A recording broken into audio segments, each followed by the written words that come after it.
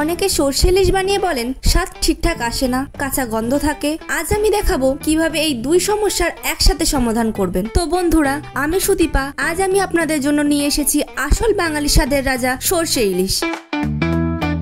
আর এই রেসিপিটা একবার খেলে মনেই হবে না যে আর কিছু লাগবে। চলুন শুরু করি।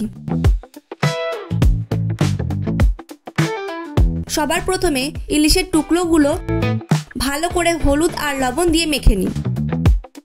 এই ধাপটা খুব জরুরি, কারণ এতে মাছের কাঁচা গন্ধ একদম চলে যাবে।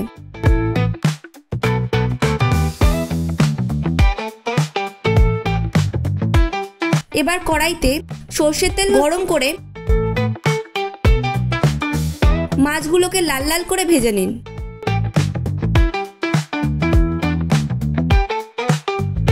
বেশি নাড়াবেন না, নইলে ভেঙে যাবে। এবার সেই তেলেই কালো জিরে ফোড়ন দিন, সঙ্গে লঙ্কা এবং আদা বাটা। এরপর জিরে গুঁড়ো, ধনে গুঁড়ো, 1 চামচ হলুদ গুঁড়ো আর লঙ্কা গুঁড়ো দিয়ে হালকা আঁচে ভাজুন।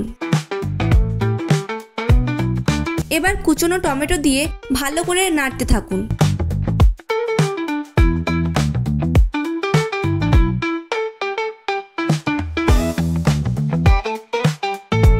এক চিমটে চিনি আর লবণ দিয়ে মশলাটা কষিয়ে নিন।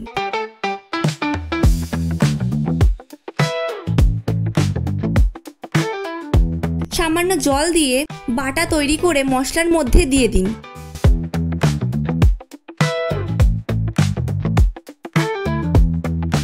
এরপর কাঁচা লঙ্কা চিড়ে দিয়ে মশলাটা ভালো করে কষিয়ে নিন। এবার একে একে ভেজে রাখা ইলিশের টুকরোগুলো মশলায় দিয়ে হালকা হাতে নেড়ে নিন।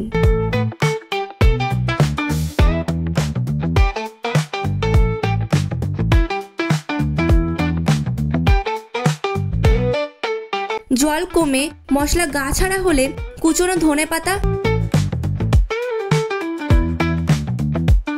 আর 1 চামচ সর্ষের তেল দিয়ে